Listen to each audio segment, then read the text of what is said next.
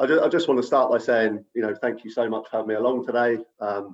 As Paul just mentioned, not a kind of active member of the Cartographic community in that sense anymore, but it's a real pleasure to come along today and talk to you about a project that is particularly dear to me. Actually, it really resonated with me from the start, as Paul's just mentioned as well.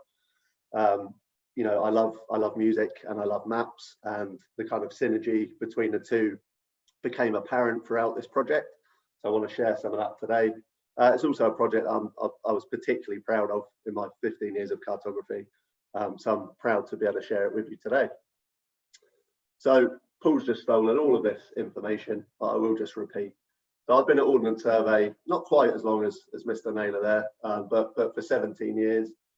I'm quickly getting to the point where it's half of my lifetime spent at the Ordnance Survey.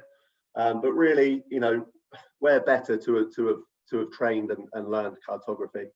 I was very fortunate to be a cartographer for 15 years at Ordnance Survey, and it's only in the last couple of years that I've changed role. As Paul said, I've joined the product management team, and I'm now responsible for our suite of APIs that are available through the OS Data Hub. But I do still consider myself very much a cartographer in spirit, at least. I still have that kind of cartographic mindset. Still really passionate about cartography and maps in general. And you will still find me on Twitter talking about maps, although obviously not providing too many of my own maps these days, unfortunately, and I must admit I do miss that, but still active on Twitter, talking about cartography and sharing other people's excellent work as well. So I just want to introduce myself a little bit more by sharing some of the maps that I worked on in that 15-year kind of career as a cartographer. And I've just pulled out 3 projects that I thought represented that like sort of portfolio, I suppose, quite nicely. So the first one here is a map that I produced when Ordnance Survey celebrated our 225th anniversary a good few years ago now. We, as a cartographic team, we selected our favourite maps from OS's history and recreated them with modern data. So for me, it was this really beautiful map of the Western Highlands from the late 60s. I actually had the physical copy and was just completely drawn in as soon as I opened it up from a dusty old box. So that was my choice, and I recreated it using modern vector data. If anybody knows the product Strategy, then the data is essentially Strategy vector data with some additional kind of contouring and things like that. It was a really nice project to work on. I loved the kind of combination of new and old. We see this a lot throughout cartography, and I'm sure it's come through today. It's a great way to learn new techniques, is to kind of adapt and adopt old techniques. And of course, in the world of cartography, nothing is particularly new. So yeah, really enjoyed this one.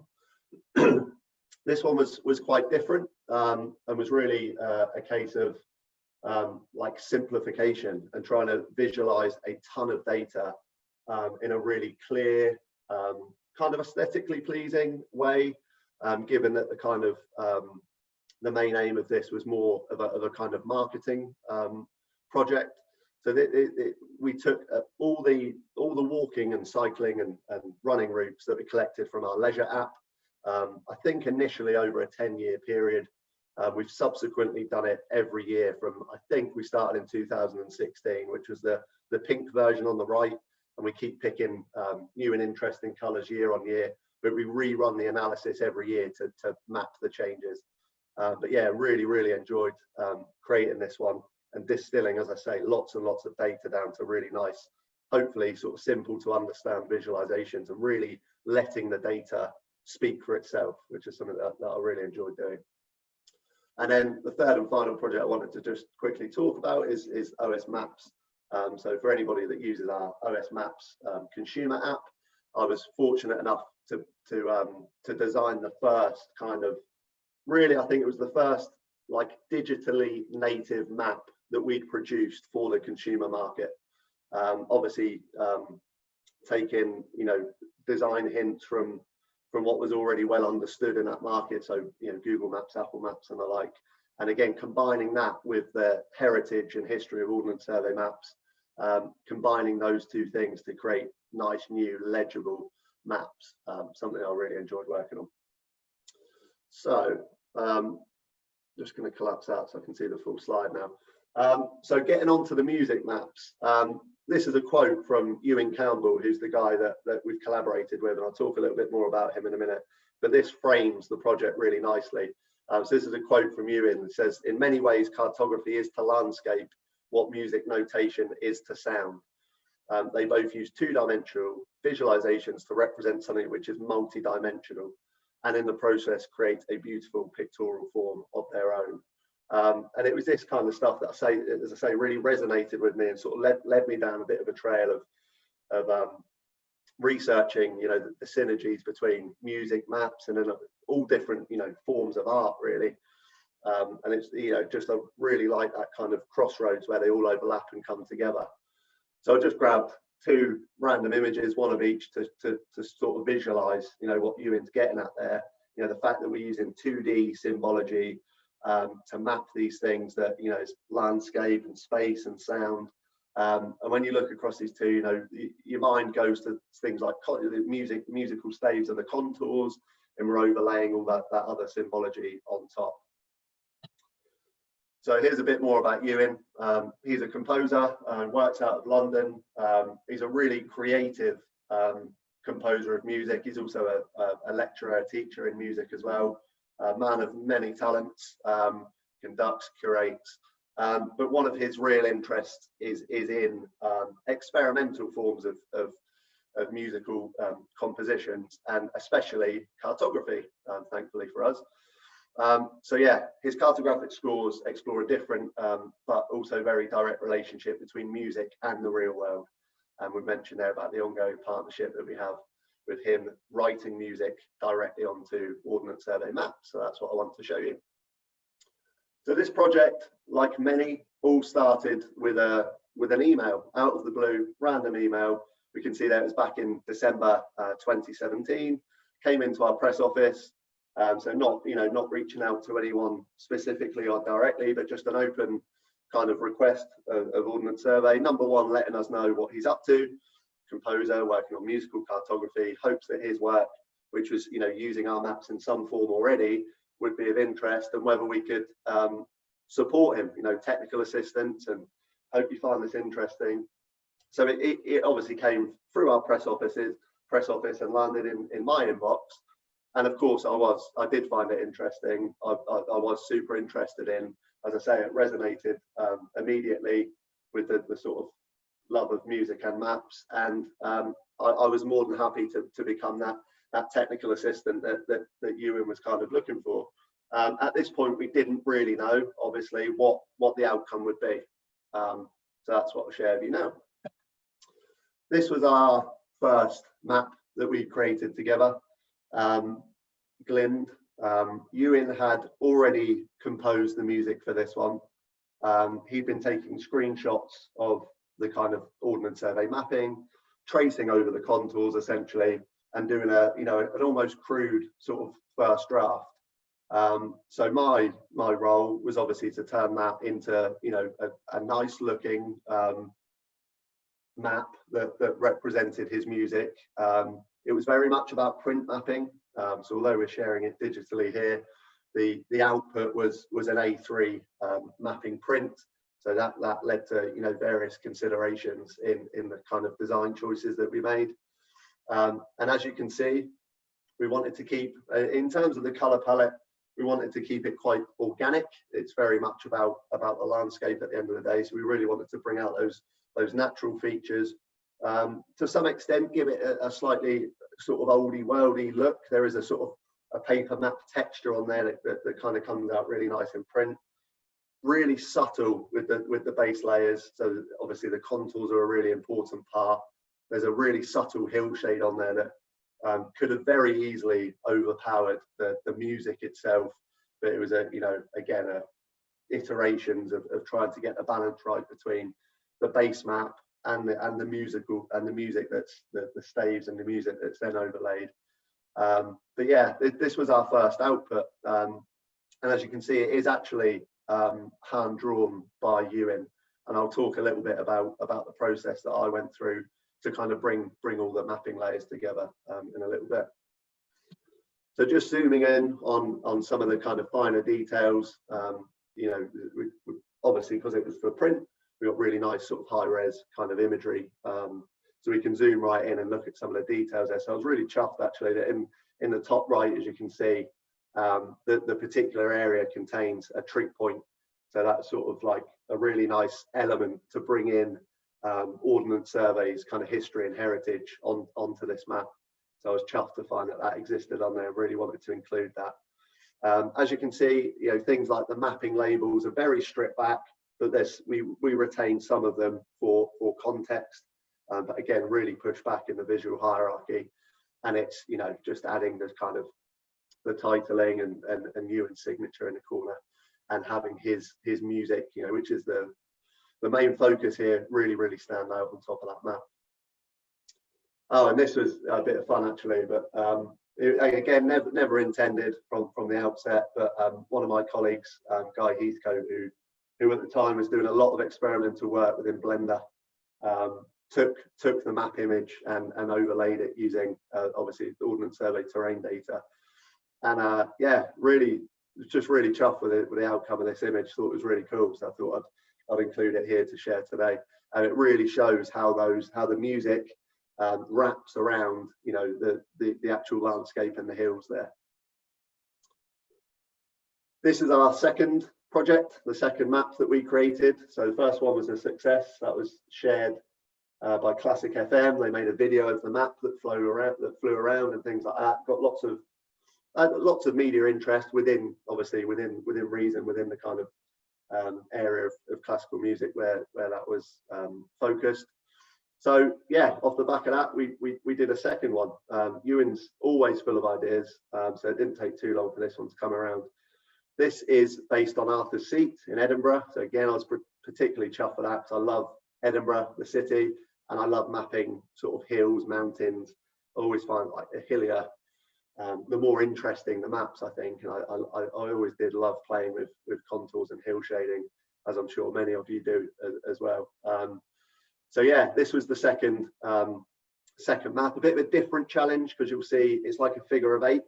So the staves actually converge at one point. And as you'll see in the bottom left-hand corner, we actually had to put some instructions for the so it's for violin. So the violinist would need to know like which direction they need to read this music. But rather interestingly, Ewan kind of quite often plays around with the order of things. So actually it's up to the player which kind of order they go and play the music, and they can interchange that throughout a piece. So again, as you can see, we kept the exact same sort of cartographic style to make a set. That was the plan from the outset, was, you know, create a set eventually once we've done a bunch of these. Again, just zooming into some detail. Again, thankfully, there was a trig point on the map, so we pulled that out right at the top of Arthur's Seat. That's a nice little touch. You can see some of the kind of rocky outcrop kind of symbology there, which again I think really adds a nice texture, but kept subtle again, so as to not overpower. So yeah, you see again some of the map labels that we've retained around the edges, but kind of remove those that interacted with the music itself. And finally, we have a third map, which is currently a work in progress, a map in the making. And this one really is more challenging again. Ewan keeps sort of taking it up at another level.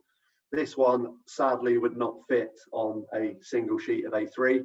It really does cover a large geographic location, as you can see from the kind of the little map in the bottom right. It's River Eld, so yeah, so it covers a long kind of linear portion, but actually has a kink in the river as well. Brings its own challenge. We've settled on the fact that it's going to be 7 panels effectively of A3, and as you can see, that was something I just did very quickly in a GIS as we were figuring out exactly how we would lay out the pages minimizing the kind of twists and turns in the mapping, so it's kind of easier to read.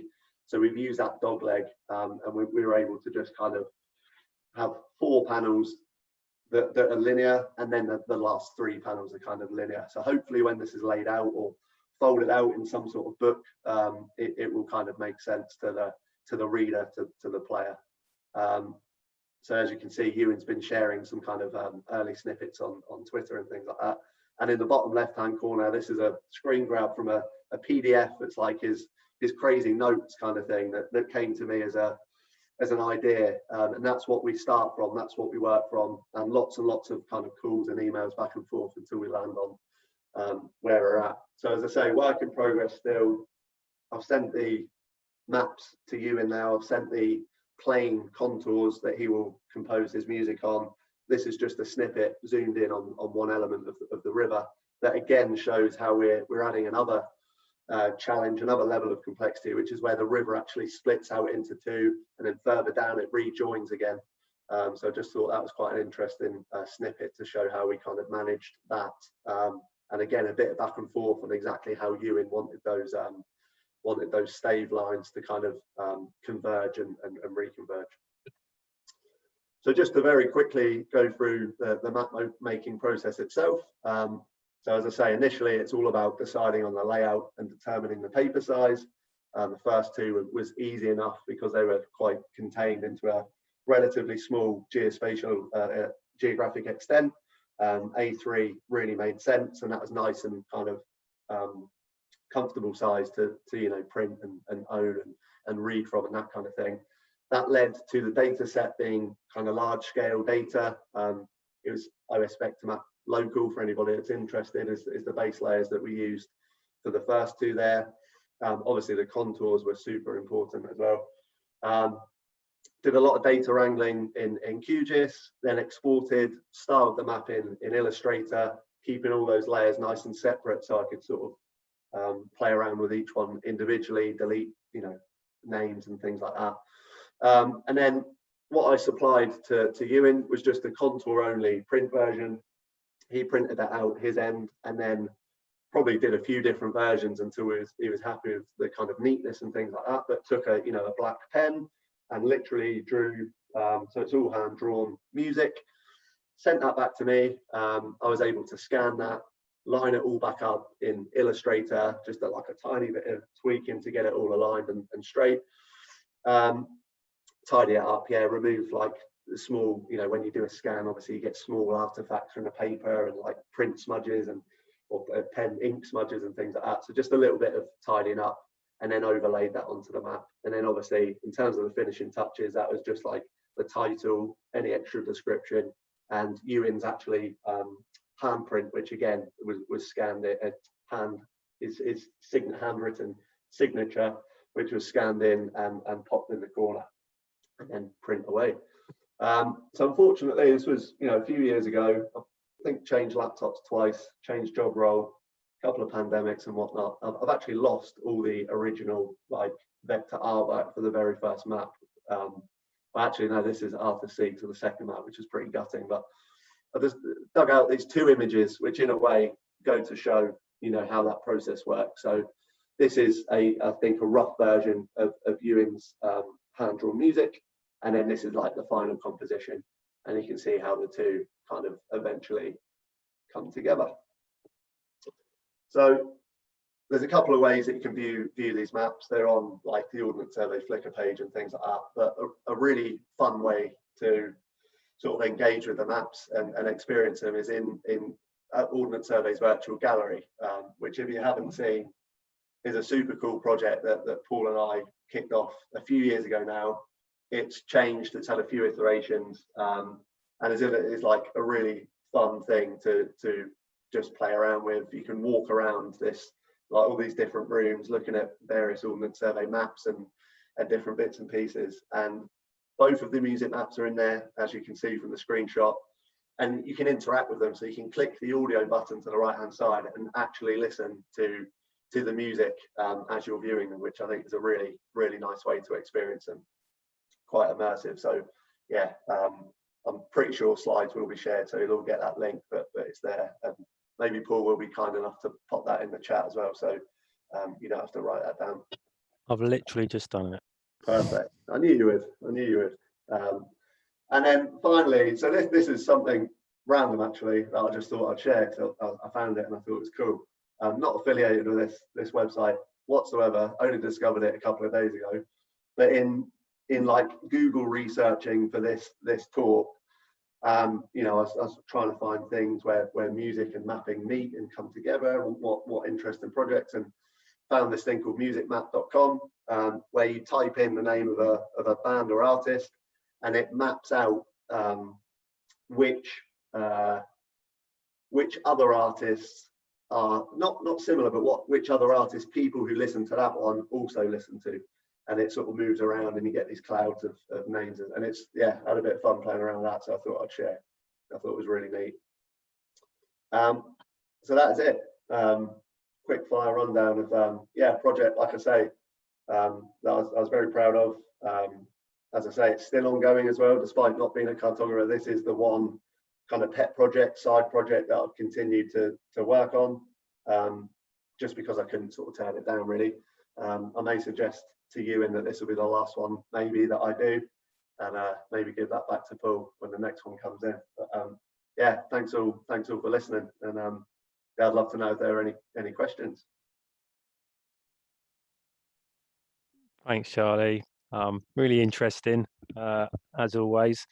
It was interesting actually, because one of my questions was going to be, have you come across any other maps that are music related? And you've just obviously shared one there, but I just wondered, have you seen the ST&G music? I think it's called Great British Music Map. ST&G, so it's Strumpshaw, Tinselton and Giggleswick.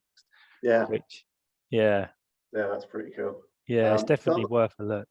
I must admit, in researching this, I expected to find more where music may have been represented on top of the landscape, on top of a map. There really aren't many examples of it. I think it's relatively unique. It's obviously quite niche, but I did find lots of sort of projects, and you know, a lot of stuff from academia that are like researching the sort of converge, the synergy between the two disciplines kind of thing. Some stuff was like looking at the impact of geography on music itself, so how music's changed over the years, and obviously how regional music differs, and why that's the case, and all that kind of thing. How like places are reflected in music in terms of lyrics, but also how the landscape can actually sort of change, you know, the types of music that people who live there kind of tend to play. So yeah, lots of interesting stuff about it, but not many maps per se. But